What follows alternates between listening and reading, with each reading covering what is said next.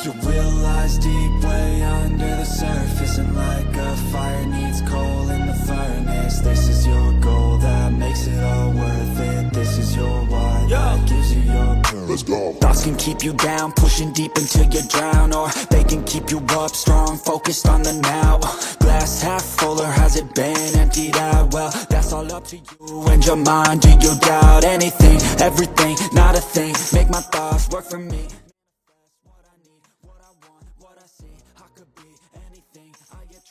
Perayaan Honda dan Marc Marquez di Ducati jadi satu. Mantan kepala kru ungkap rasa bahagia.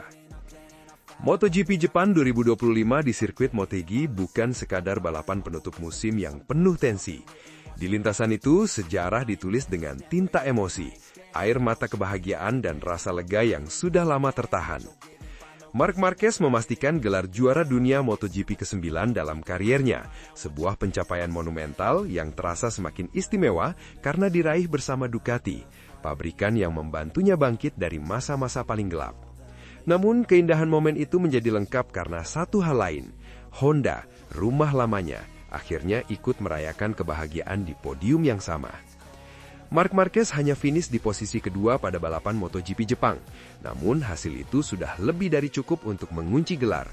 Di pedok Ducati, selebrasi pecah, wajah-wajah lega terlihat jelas, bukan hanya karena titel juara, tetapi karena perjalanan panjang dan menyakitkan akhirnya berbuah manis. Marquez yang beberapa musim terakhir bergulat dengan cedera, keraguan dan tekanan mental, kini kembali tersenyum lepas. Senyum yang terasa tulus, bukan sekadar senyum kemenangan, melainkan senyum seseorang yang berhasil berdamai dengan dirinya sendiri. Yang membuat momen ini semakin menyentuh adalah kehadiran Joan Mir di podium. Pembalap Honda itu finish ketiga, menghadirkan podium pertama bagi tim pabrikan Honda di MotoGP 2025. Di podium Motegi, Marquez berdiri berdampingan dengan Francesco Bagnaia dan Joan Mir. Ducati dan Honda, dua dunia yang selama ini terpisah oleh rivalitas dan sejarah, seolah melebur dalam satu perayaan emosional. Momen inilah yang dianggap paling membahagiakan oleh Santi Hernandez, mantan kepala teknisi Marc Marquez yang kini menjabat sebagai kepala kru Joan Mir. Hernandez bukan sekadar saksi, tetapi bagian dari cerita besar itu. Ia melihat langsung bagaimana Marquez jatuh, berjuang, dan akhirnya bangkit. Karena itu, apa yang terjadi di Motegi terasa sangat personal baginya. Sepertinya sudah tertulis dalam skenario, ujar Hernandez. Kalimat sederhana itu menggambarkan betapa sempurnanya momen tersebut. Seolah-olah MotoGP Jepang 2025 memang ditakdirkan menjadi panggung klimaks dari kisah panjang Marc Marquez. Ini sesuatu yang sangat istimewa, sangat emosional, bisa menikmatinya, lanjutnya. Bagi Hernandez, kebahagiaan itu berlapis.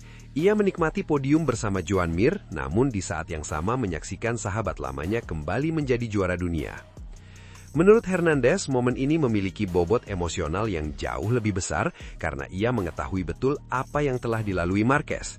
Cedera parah, operasi berulang, kritik hingga keputusan besar meninggalkan Honda demi memulai babak baru bersama Ducati. Semua itu bukan pilihan mudah.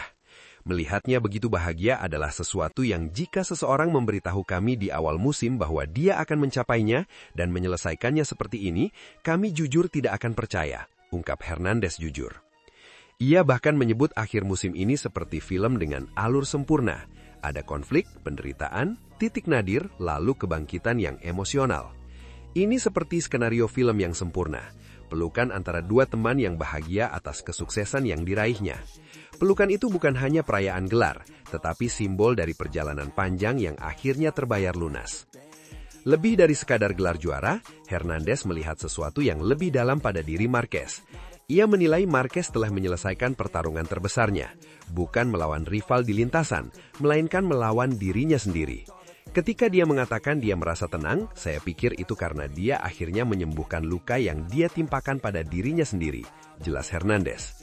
Menurutnya, Marquez berhasil menghadapi dan menuntaskan masalah yang selama ini membelenggunya, baik secara fisik maupun mental. Proses itu tidak mudah dan tidak semua pembalap mampu melaluinya. Tidak mudah untuk mengatasi hal itu, tegas Hernandez, menyoroti kekuatan karakter Marquez yang sering luput dari sorotan. Di akhir ceritanya, Hernandez melemparkan pandangan jauh ke masa depan. Ia yakin warisan Marc Marquez belum sepenuhnya dipahami saat ini. Kita tidak menyadarinya sekarang, Tapi saya pikir ketika dia pensiun dan tahun-tahun berlalu, dia akan menjadi seseorang yang banyak orang kagumi, tutupnya. MotoGP Jepang 2025 pun dikenang bukan hanya sebagai balapan penentu gelar, melainkan sebagai simbol rekonsiliasi emosi, kebangkitan, dan keindahan olahraga. Di Motegi, Ducati merayakan juara dunia, Honda merayakan kebangkitan, dan Marc Marquez akhirnya merayakan kedamaian. Lies deep way under the surface, and like a fire needs coal in the furnace. This is your goal that makes it all worth it. This is your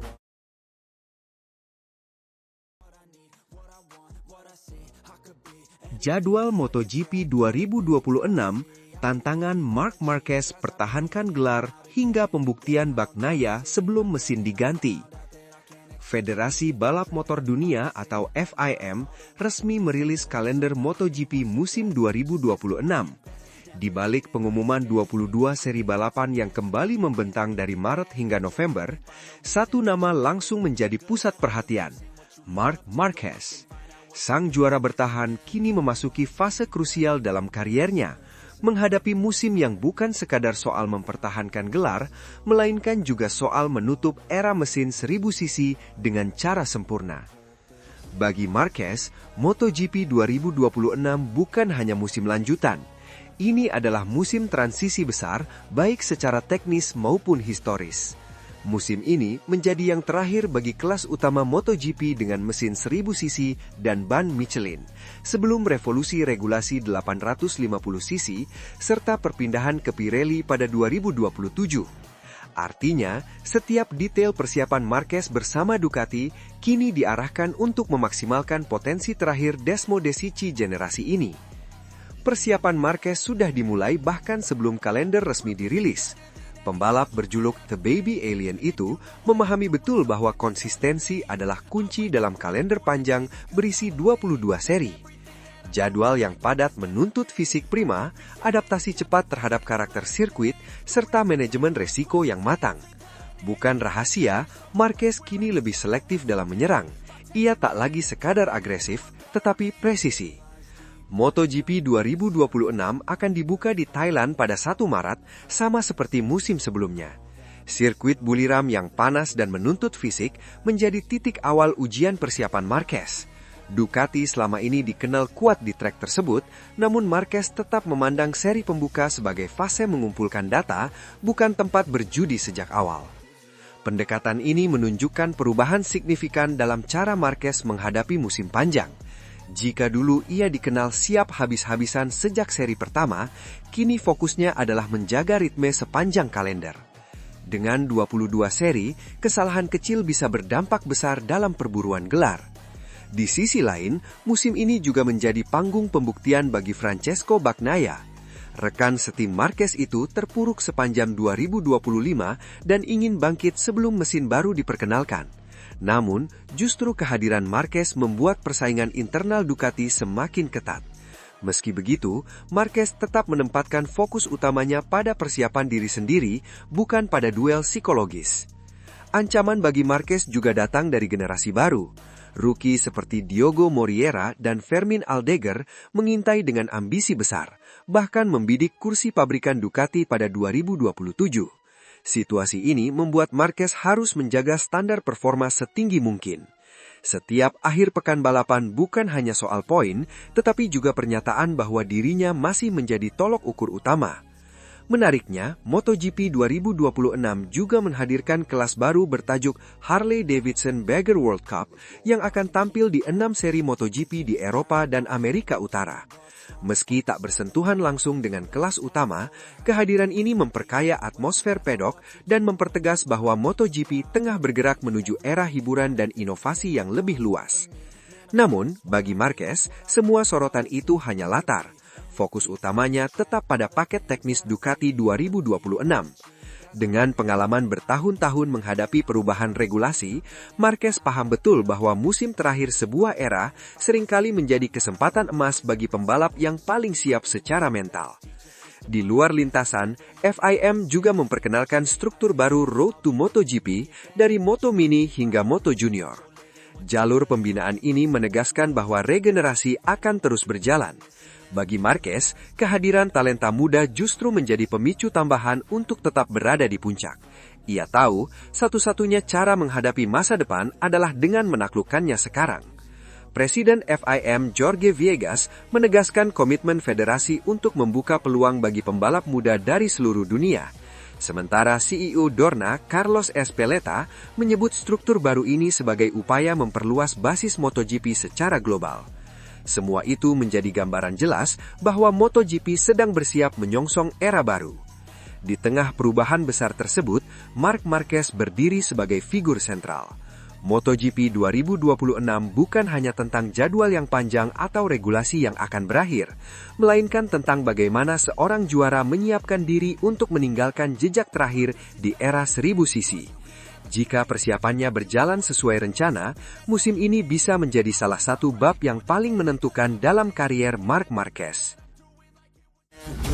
Deep way under the surface, and like a fire needs coal in the furnace. This is your goal that makes it all worth it. This is your